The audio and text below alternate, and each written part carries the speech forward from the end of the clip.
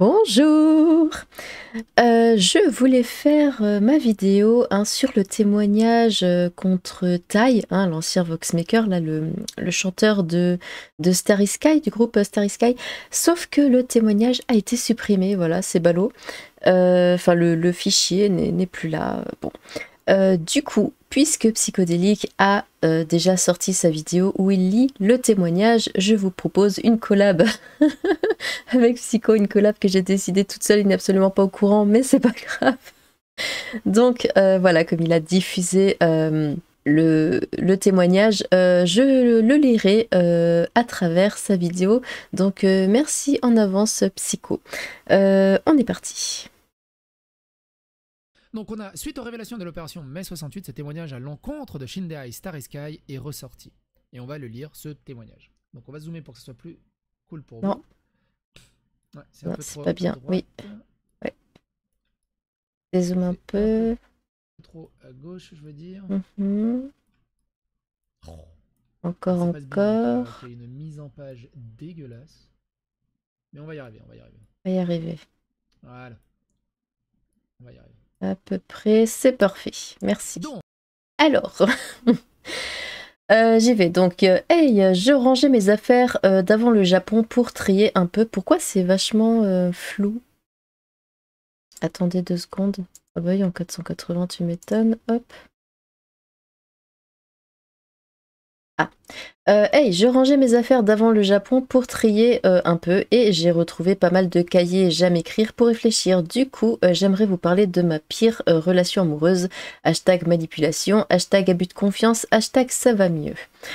Pour des raisons de confidentialité, on appellera la dite personne Roger. Donc Roger c'est taille, hein. Tous les prénoms ont été modifiés. Alors, il y en a quelques-uns, je ne sais pas qui c'est, mais en tout cas, voilà, on sait qui est Ty, qui est Thomas, qui est Sacha. Tous les prénoms ont été modifiés sans prendre en compte le genre ou le texte des personnes et les lieux aussi. J'ai conservé tous les messages, tous les échanges et j'ai mis du temps à prendre du recul sur ce qu'il s'était passé. En préambule, j'aimerais juste dire que ça a été dur pour moi de passer à autre chose, que la colère et la douleur ont fait un petit bout de chemin avec moi dans ma vie après ça. Mais je suis passée à autre chose. Presque. Je pense pas que je saurais me contenir si Roger venait me parler, haha, donc si Ty venait me parler. Bref, donc... ah oui, je descends avec la molette, mais ça va pas. Bref, donc, tout comme il y a quelques années, c'était pas une super période. Ma mère était gravement malade, j'étais à Paris pour mes études et elle était hospitalisée à Marseille. Je ne voyais personne de ma famille proche, frère, sœur, père, mère, et j'étais dans un tel état que je ne pouvais pas me lever de mon lit le matin. J'étais coincée, littéralement. Ça s'appelle la dépression pour ceux qui se demandent. Je ne pouvais rien faire. Mais bon, je me suis dit que j'étais une battante et c'est comme ça que ma chaîne YouTube est née. Tadam! Alors, hop. Donc, il avait du mal à comprendre avec les prénoms. Donc, j'ai rencontré ce gars à une petite convention bien sympa. Il était sur le stand d'amis de l'époque et donc on a commencé à taper la discute et tout. C'était grave bien. Alors, je lui ai demandé si on pouvait se voir le soir de la convention. Il a accepté et tout de suite, on s'est rapprochés. C'était vraiment cool. Quand le week-end fut terminé, il m'a demandé si je voulais continuer avec lui. Juste avant que je dise oui, ça fait un peu mariage, mais non, c'était pas ça. Il m'a précisé que son travail était très important pour lui et qu'il passerait toujours avant tout le reste. Ça donne envie, ça donne envie. Tu veux sortir avec moi? Bon, par contre, tu passes après mon boulot, hein, voilà. Au moins, il a le mérite de la prévenir. Je vous le dis, si quelqu'un vous sort ça, ça pue. Ah bon? De fou, j'étais jeune et innocente et en pleine dépression où le moindre signe d'affection était vu comme un cadeau du ciel. Attendez, tac... J'ai donc dit ok, il est rentré chez lui à Bordeaux, yeah.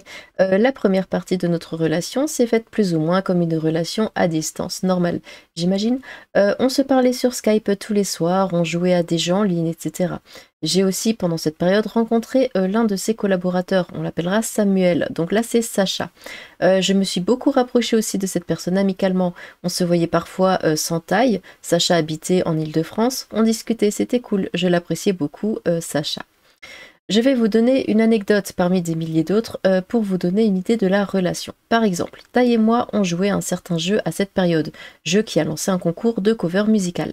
Étant tous les deux musiciens, je lui ai proposé de participer, comme ça faisait un truc entre nous, c'était cool. Il m'a répondu froidement que ça ne l'intéressait pas. Soit, j'ai participé de mon côté.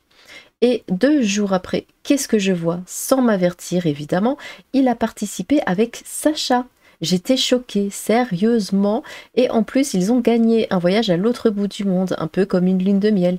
Ils y sont allés à 2. Sacha est en couple aussi, mais ça me semble déranger personne.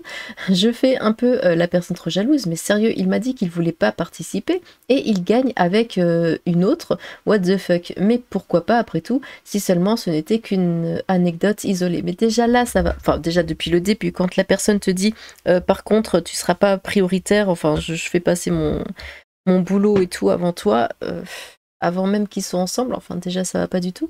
Et là, il veut pas faire un concours avec toi, il dit que ça l'intéresse pas pour le faire avec une autre femme.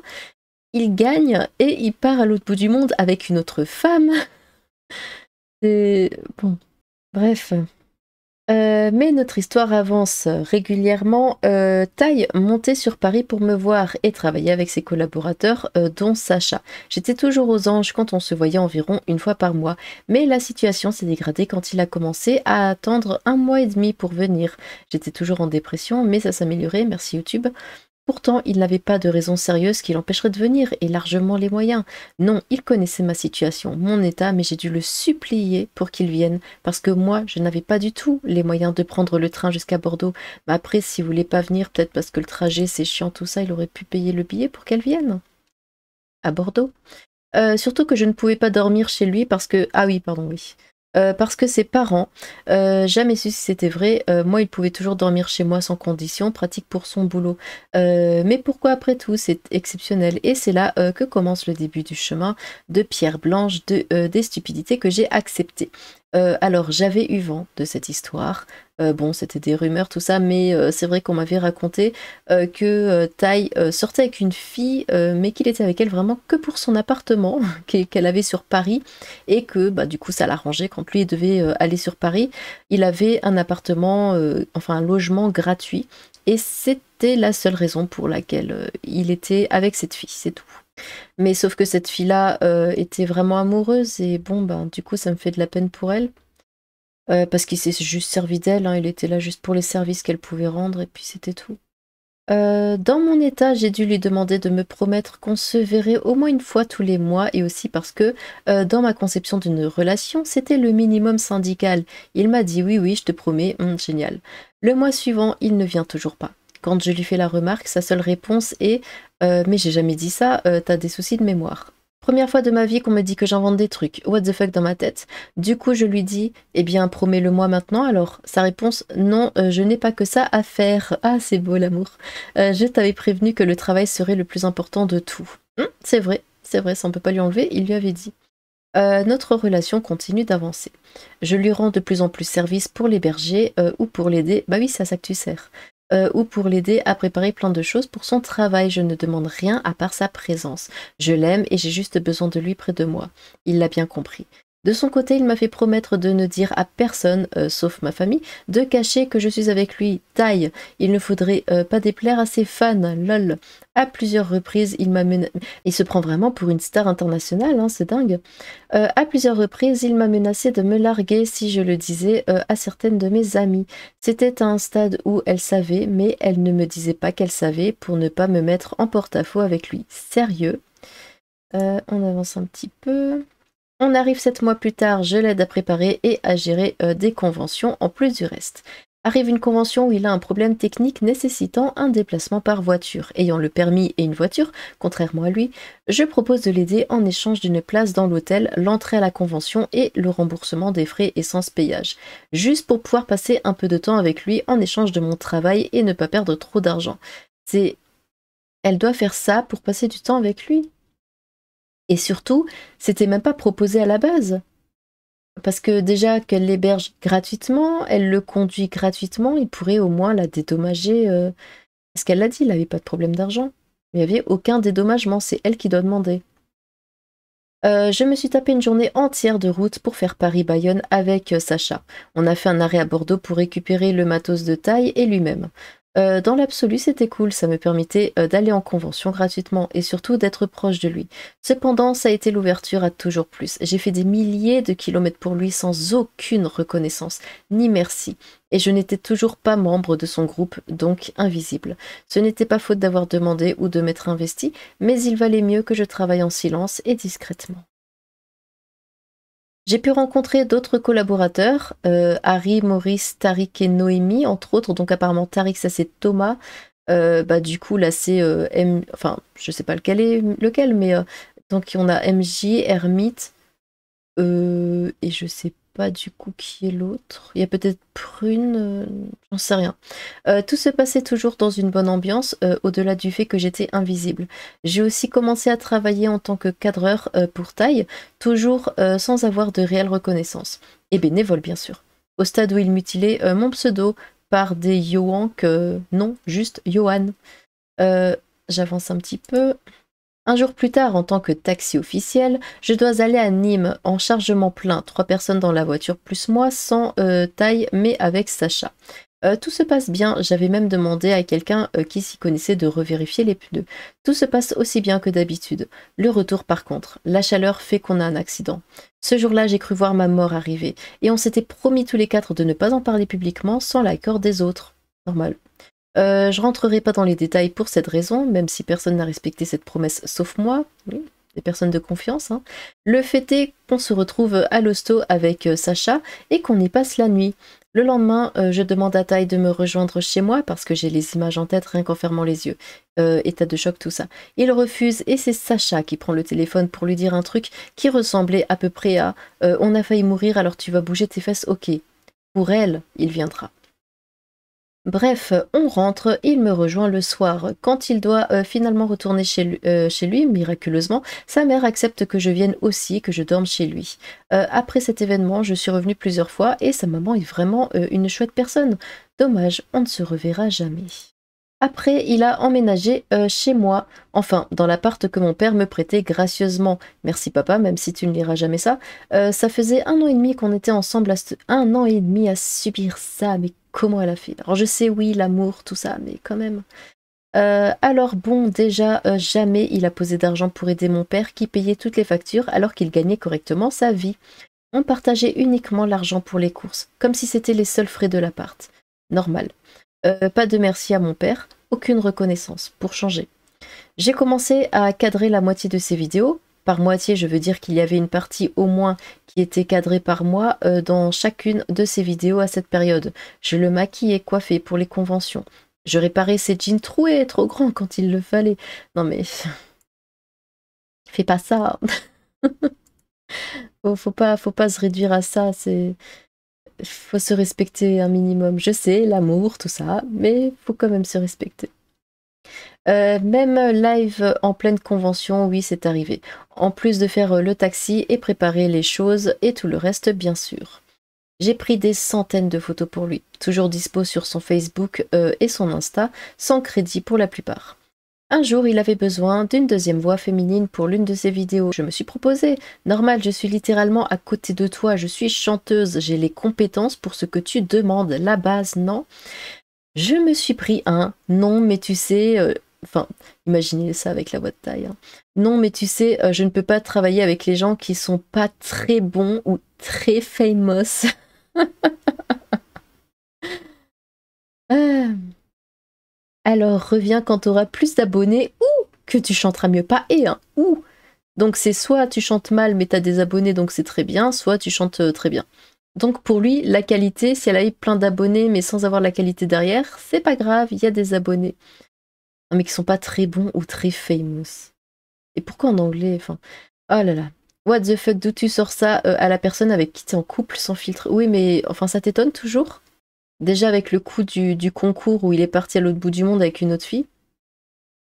Et ce n'est qu'un exemple, j'avais droit quotidiennement à des remarques rabaissantes, mais c'était encore monté d'un cran. Ce sera la première réflexion d'une longue série. Mon moral baissait après avoir pourtant réussi à sortir de la dépression. Merci les gens qui me suivaient à cette époque et qui me suivent toujours. Vous me rendez vraiment content d'être là. J'avais commencé à y croire, je ne chante pas si bien, je suis un caca. ok. J'avais le droit de rien, sauf fermer ma gueule et travailler. Vient alors Thomas qui m'a proposé de travailler ensemble sur un projet de jeu vidéo en tant que game designer. Si vous n'êtes pas au courant, j'adore les jeux vidéo. Je fais la Global Game Jam tous les ans et c'est très cool, voilà. Trop bien, quelqu'un reconnaît mes compétences en quelque chose. Merci Thomas. Je travaille quelques mois dessus, mais des soucis d'argent font qu'on est obligé d'abandonner le projet. J'apprends tout de même que Tai ne voyait pas d'un bon œil que je travaille avec l'un de ses collaborateurs. D'ailleurs, Tai, lui, croit en la méritocratie. Définition de Wiki, le mot méritocratie, du latin mereo, être digne, obtenir, et du grec kratos, état, pouvoir, autorité, établit un lien direct entre mérite et pouvoir.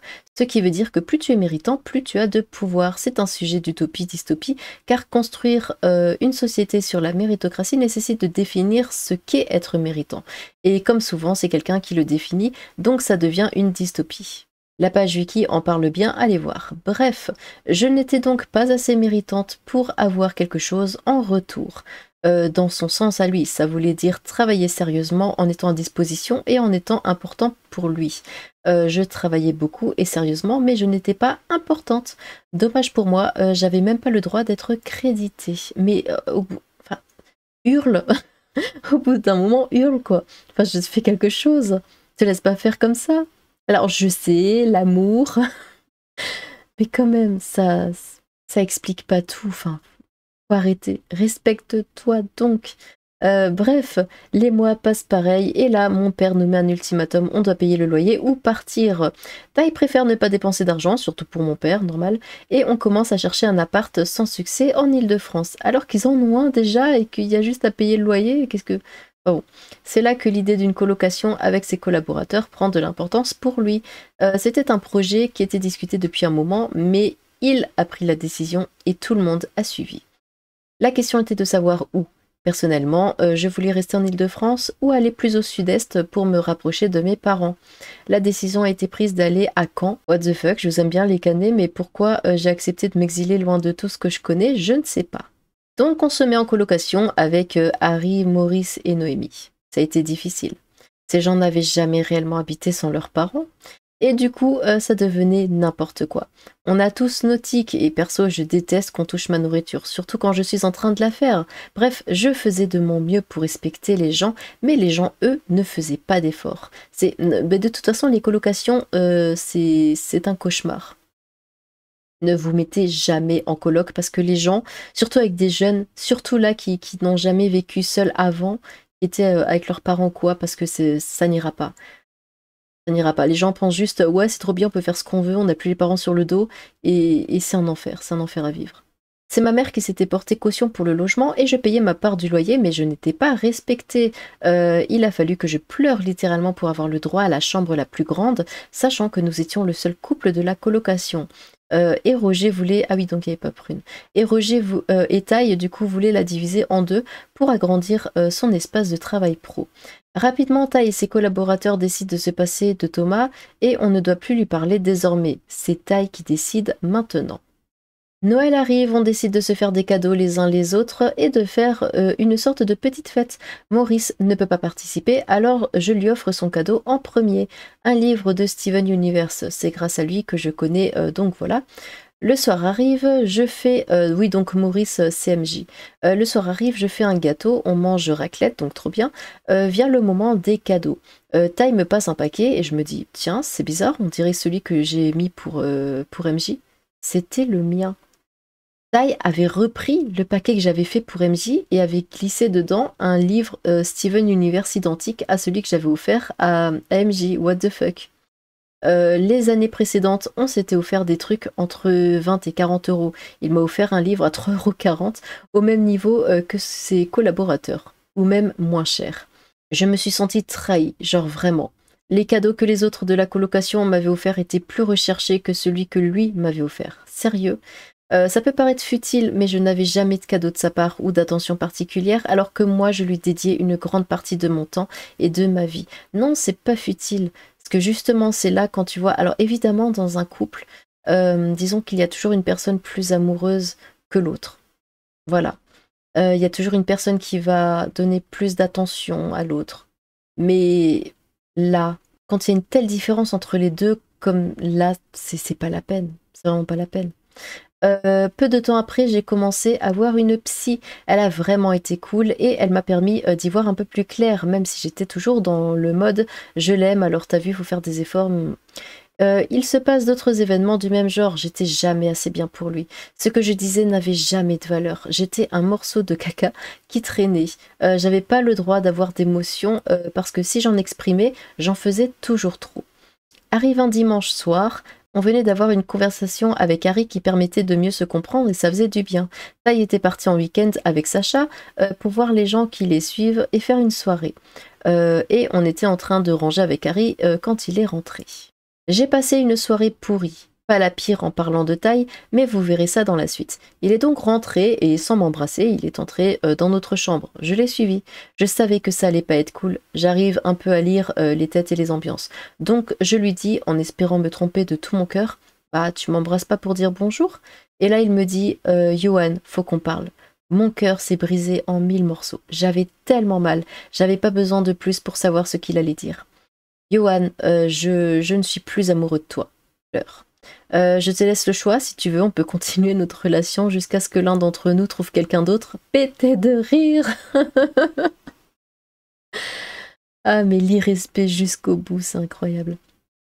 What the fuck is that proposition? Vous êtes déjà fait larguer comme ça, vous? Moi, c'était la première fois, et j'espère la dernière. En tout cas, si ça arrive une nouvelle fois, je saurais ne pas être si pathétique. Ah, j'avais tout fait pour lui. Oui, mais depuis le début, tu vois qu'il te respecte pas et qu'il en a rien à faire de toi. Depuis le début. De toute façon, c'est même s'il l'a pas dit déjà, en mode, ok, tu passeras après tout le reste. Donc, bon. Je ne réponds pas à sa proposition tout de suite et je pars le lendemain matin pour Paris. Il est au courant, c'est pour réfléchir. Je passe mon temps entre deux personnes. Ma meilleure amie et ma confidente de l'époque. On était confidentes mutuellement. Donc la confidente s'est exprimée sur Twitter, donc on verra ça après. Elles m'ont remonté le moral de façon différente, mais c'était cool parce que j'avais besoin de ce temps pour ne pas sombrer dans le noir total. J'ai décidé d'écrire une chanson pour Tai, pour lui dire que je veux nous donner une chance de réparer tout ça, des paroles où j'ai ouvert mon cœur en toute fragilité. J'ai même dressé une liste de tout ce que j'étais prête à faire pour lui, faciliter encore plus la vie. J'ai tout fait pour y croire. Tai vient me chercher, à pied parce qu'il a toujours pas le permis après 3 ans, à la station de bus. Je lui passe mes écouteurs et lance la musique sans rien dire. Il me rend les écouteurs après les 3 minutes de musique synthétique avec la voix enregistrée au portable. Je n'aurai droit qu'à un OK si c'est ce que tu veux. Et on rentre. Pas de commentaires. Le lendemain, mon cerveau est plus clair. Je me rends compte qu'il fait tout pour me pousser à ce que moi, je prenne la décision de tout arrêter. Ce n'est pas la première fois qu'il fait prendre aux autres les décisions qu'il préfère éviter d'assumer. Et d'un coup me revient cette phrase, on peut continuer notre relation jusqu'à ce que l'un d'entre nous trouve quelqu'un d'autre. Bah oui, bouge-trou, allez, c'est pas grave. Je décide d'aller le voir pour savoir s'il a quelqu'un en vue. Non mais si t'aimes pas la personne, tu restes pas avec. Hein. Enfin, ça devrait être la base, mais... je descends à l'étage du dessous où il travaille et je lui demande simplement s'il me répond d'abord non, il avoue finalement assez vite avoir des vues sur quelqu'un. Après quelques minutes à essayer de lui tirer les verres du nez, il me dit finalement qu'il s'agit de Sacha, à qui il s'est déclaré le week-end où ils étaient à Bordeaux. Sacha est fiancée à un autre à cette période de l'histoire. Elle a donc commencé par mettre un vent à la demande de Tai. Tai me fait promettre une fois de plus de n'en parler à personne. Je lui dis ok, mais seulement si tu me racontes tout. J'ai besoin de savoir pour avancer et passer à autre chose. Vient alors une autre convention qui se passe précisément le week-end de mon anniversaire. Entre Sacha et moi, c'est le pôle Nord. Elle ne sait pas que je sais, je ne sais pas comment réagir avec elle. Finalement, tout le monde, sauf Tai, m'offre un petit truc pour mon anniversaire et elle m'offre une poupée. Je prends ma décision. Pourquoi on n'en parlerait pas tous les trois d'abord? Mais avant d'en parler tous les trois, je veux d'abord en parler à Sacha. Je prends donc Sacha à part, un peu avant la fin de la convention, et on discute pendant 1 heure de cette conversation. Je me rappelle surtout de 2 choses.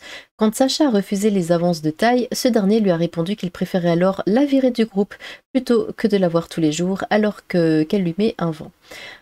Pour Sacha, la musique c'est le plus important, elle préférerait vivre sans amour que sans musique. Le groupe c'est tout pour elle, ce sont ses mots exacts. Je peux comprendre, mais je lui dis quand même que ça ne doit pas être super pour l'ambiance et pour sa vision d'elle-même. Moi, j'appellerais même ça du chantage, mais bon. Oui, donc Thaï, c'est en gros, tu couches avec moi ou tu te casses. C'est charmant. Et puis enfin, Sacha me dit un truc bizarre. En fait, Thaï s'est déclaré à moi le week-end où j'étais à la coloc. Pour ça que c'était bizarre quand tu m'as amené à la gare après. Quoi? Pourquoi? En fait, j'ai toujours pas compris pourquoi il a menti sur un détail d'une semaine. Il s'est passé une semaine entre les deux événements. Après cette discussion, on rentre et Sacha revient à la coloc avec nous. Je lui avais dit mon projet d'en parler tous les trois. Et du coup, j'amorce le truc avec Thaï. Euh, attendez, Y. Ah oui, donc ça c'est El Johan, oui. C'est quand que tu t'es déclaré à Sacha déjà? Je te l'ai dit, c'était le week-end où on était à Bordeaux. Je sais de source sûre que ce n'était pas ça. C'est qui ta source sûre? C'est moi, ta source sûre. Ah, la sympathie. Il répondait souvent comme ça, en se positionnant en victime, mais avec une posture super agressive, et avait beaucoup de domination. Johan dit non, mais du coup, j'aimerais qu'on en parle tous les trois avec Sacha. Il s'est levé d'un bond et m'a regardé avec des yeux vraiment flippants. Et je voyais pas grand-chose, vive le myopie. Mais je les voyais, eux, un regard fou. Taï, pourquoi tu mens? T'as fouillé dans mon portable? T'es vraiment horrible. Pourquoi t'as fait ça, sérieux? Ah oui, bah oui, c'est elle qui est horrible. Pourtant, il savait que je n'avais pas les codes de son téléphone. Je rétorque en vain, il continue. Il avance son visage vers moi avec un ton violent, des yeux terrifiants, et en me hurlant dessus. Je me sens vraiment menacée, et il m'insulte. Sale mytho! On revenait de convention, les soirs précédents, je n'avais presque pas dormi, et je passais mes journées à bosser, pour lui, bénévolement. J'étais à bout de nerfs, je n'en peux plus, rien ne le calme, et je finis par me défendre en lui mettant une claque. De rage, il me prend par la gorge avec sa main. Une des règles de notre colocation était de ne jamais étrangler les gens. Non, pardon. Était de ne jamais entrer dans ma chambre si je n'ai pas dit d'entrer. Mais Noémie était inquiétée par les cris et est rentrée à ce moment-là. Il nous sépare et se met en bouclier de taille. Noémie, tu ne la touches plus. Le gars me tenait littéralement par la gorge, mais j'étais pointée comme la grande méchante de l'histoire. S'ensuit le fameux tribunal de la coloc populaire où Taï et ses collaborateurs m'entourent pour décider si j'étais une malade mentale. Si oui ou non, j'avais fouillé dans le portable de Taï. Parce que oui, maintenant, tout le monde est au courant pour mon histoire de couple. Mais je n'avais pas eu besoin de fouiller dans le portable de Taï puisque c'était Sacha qui m'avait donné sa version. Personne ne me croit. Taï est très convaincant, il se pose en victime et il parle avec autorité. Moi je pleure. Il s'en sert pour me faire passer pour une folle. Ça tourne en rond. La seule personne qui admet que j'ai des raisons d'être au bout de ma vie et de lui mettre une claque, c'est Sacha. Mais elle l'avoue à demi-mot tout en nuançant très fortement ses propos. Taï a une influence énorme sur son groupe. Il peut choisir qui doit partir, qui doit coucher avec lui, qui doit rester, et il le sait. Taï les prend à part dans la salle de bain. Quand ils reviennent, il commence par dire « Bon, Johan », mais j'ai pu reprendre un peu de contenance pendant ce temps. Je les arrête et leur dis de venir avec moi cette fois-ci dans ma chambre. La discussion commence alors par Noémie qui me demande ce que je vais faire si Taï reste sur sa version. Ma décision est prise. S'il ne dit pas la vérité, il se débrouille pour la prochaine convention à laquelle on doit aller 2 jours plus tard. Oui, à ce stade de l'histoire, j'étais toujours d'accord pour être le taxi bénévole de toute l'équipe, malgré la rupture, le mensonge et le mauvais traitement. Mais affirme-toi! Mais là, pour la première fois, je commence à dire stop. Parfait, très bien. Très tard. Trop tard, mais au moins c'est fait. Je ne serai pas taxi pour un gars qui ne me respecte pas et qui n'assume pas ses paroles. On retourne dans la pièce principale et après avoir exposé ma décision, il avoue à demi-mot, comme si ça lui arrachait la bouche, que j'avais raison. Après, il s'enferme avec Sacha et Noémie dans la chambre du dernier. Du dernier étage. Je ne l'ai pas revu de la soirée, que j'ai passé à pleurer, mais tout va bien. Le lendemain s'ensuit une conversation entièrement filmée pour pas qu'il remette en cause ma santé mentale une nouvelle fois, où nous décidons de la suite. Il veut dormir dans la chambre mais pas dans le lit. Je ne veux pas voir sa tête, j'arrête de me laisser faire, on prend quelques décisions. On reste donc à coexister dans la coloc. Je passe une semaine de merde, bah tu m'étonnes. Il m'ignore ou me parle super mal, se colle à Sacha devant moi volontairement, ça devient invivable. Ensuite, arrivée d'une tierce personne, Johanna. Ah, donc ça c'est Prune, amie de tous les deux, à qui je demande de l'aide parce qu'il n'écoute pas mes arguments. Il est entouré de ses collaborateurs, de son groupe qui dépend de lui et d'une fille qui lui a longtemps couru après. Moi, je suis seule. S'ensuit un débat qui se finit sur Tai sera gentil avec Yohan jusqu'à ce que Yohan parte au Japon, puis de la maison par la suite. Yohan ne s'accrochera pas à Tai et n'essaiera pas de changer les choses. J'avais déjà abandonné, mais il était persuadé que j'allais encore essayer de m'accrocher à lui. En même temps, vu tout ce que tu as accepté, c'est normal, hein. À ce moment-là, je parle toujours avec ma confidente de l'époque. On échange nos vies de merde, c'est cool. J'avais prévu depuis longtemps de partir au Japon 2 semaines. Là, ce sera bien parce que j'ai besoin de prendre du recul et de me changer les idées.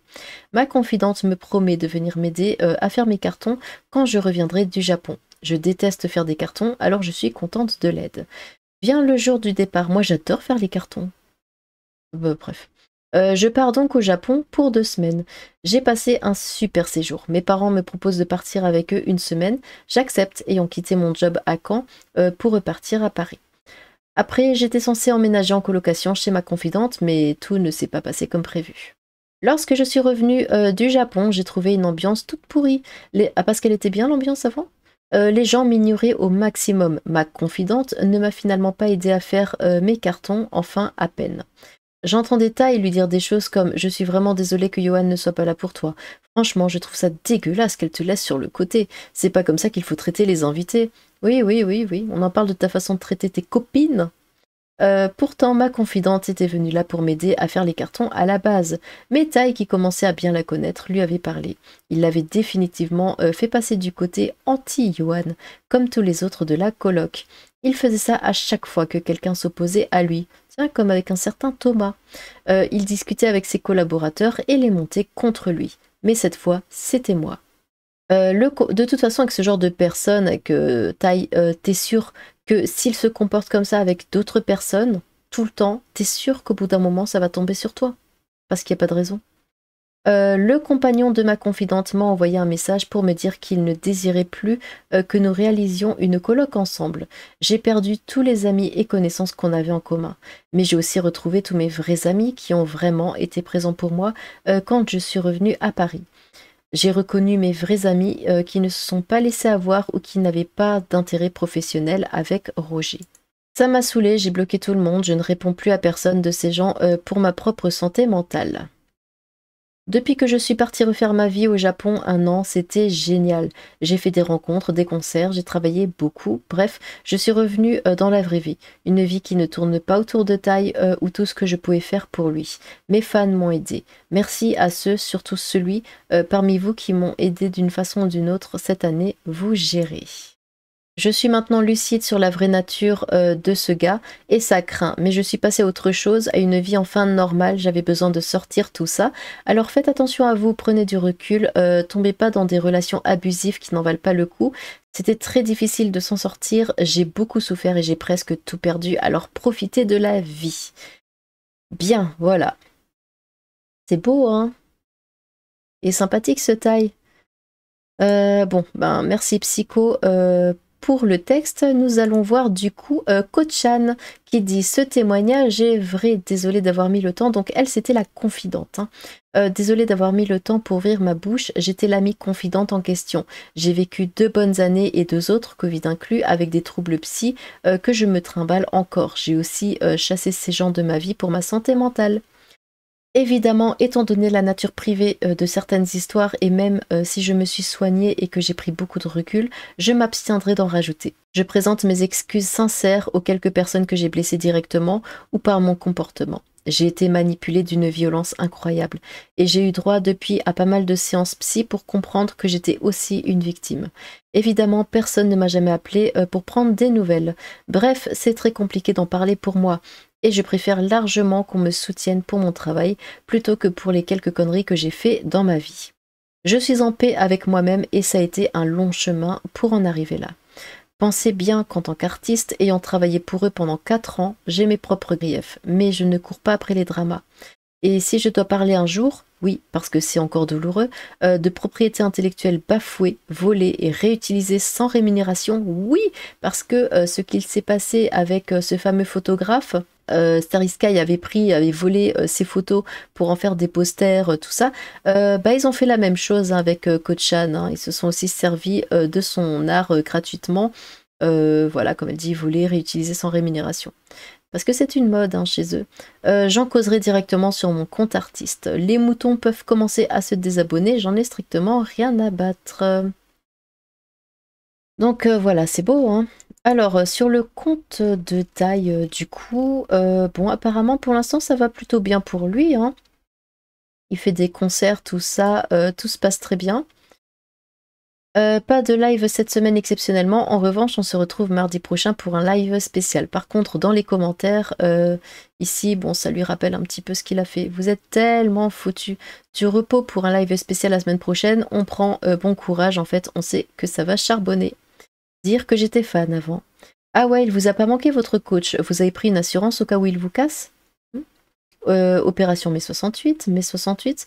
On est au courant, une petite signature pour faire bouger les choses peut-être. Opération mai 68, opération mai 68, tatata. Alors taille, on aime étrangler les jeunes femmes? Ouf. Ironique quand on connaît les valeurs du mouvement originel de mai 68, ce même mouvement qui vous a inspiré une tentative d'homicide. C'est vrai. Ah, tu vas parler de ça? Je trouve le silence de lui et tous les vox autour de ce qui se passe extrêmement suspect. Alors, les retombées de mai 68? On est au courant pour Opération mai 68 et j'espère que la justice vous en fera subir les conséquences. Non seulement à vous deux, mais également à tous vos complices, en vous souhaitant tout le malheur du monde. C'est officiel, l'Opération mai 68 a été révélée, ainsi que la soirée champagne de 2019. C'est pas que je cherche à te harceler, mais j'aimerais juste que tu saches que tout le monde est désormais au courant. Donc on lui partage aussi les vidéos de Psycho. De toute façon, Cyrix, il serait mieux mort que vivant. Le témoignage sur qui est réellement taille, je unfollow sans attendre. Moi qui te suis depuis de nombreuses années, je suis extrêmement déçue d'avoir donné de la force à un être aussi répugnant que toi. Vous êtes dans une sauce, popopo. Ouais. Bon, le témoignage du coup n'est plus disponible. Une citation. Opération mai 68. Bon. Eh bien voilà, alors dites-moi ce que vous en pensez de tout ça. Qu'est-ce que vous pensez même des Vox dans l'ensemble? C'est dingue parce que j'avais entendu cette histoire du coup sur Taille et alors c'était sous forme de rumeur. J'avais dit mais pourquoi la fille ne parle pas? Pourquoi est-ce qu'elle ne dit rien? Parce que j'étais pas du tout au courant qu'elle avait écrit ce témoignage. C'est passé inaperçu, c'est incroyable. Bon, en tout cas, c'est bien que ça ressorte maintenant. Il y a d'abord eu MJ, ensuite l'ermite moderne, maintenant Taille. Et ce sont eux là, ce sont eux qui sont là en mode oui, on dénonce des personnes qui se comportent mal, on fait une vidéo pour dire que Thomas ici présent est un monstre, voilà, que nous on est des pauvres victimes, alors qu'il n'y a rien qui va. Il n'y a rien qui va là chez eux. Entre lui qui dit à Sacha, oui, tu couches avec moi ou je te vire du groupe, elle qui est fiancée mais qui couche du coup avec lui pour rester dans le groupe, puis lui qui en même temps étrangle sa copine, lui qui fait plein de magouilles avec Tsubomi, tout ça, lui aussi qui se comporte d'une façon pas très gentille avec sa copine et avec le monde entier, vous me direz aussi. Hein. Enfin, mais ça va pas du tout. Ça va pas du tout. Et ils ont osé comme ça faire une vidéo comme ça, tous les quatre ensemble, enfin c'est incroyable.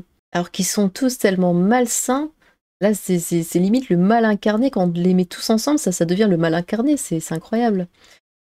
Bon, écoutez, bah oui, dites-moi ce que vous pensez de tout ça. Je pense qu'il y a quand même pas mal de choses à dire, donc n'hésitez pas à vous exprimer dans les commentaires. J'ai hâte de vous lire. Sur ce, tchou!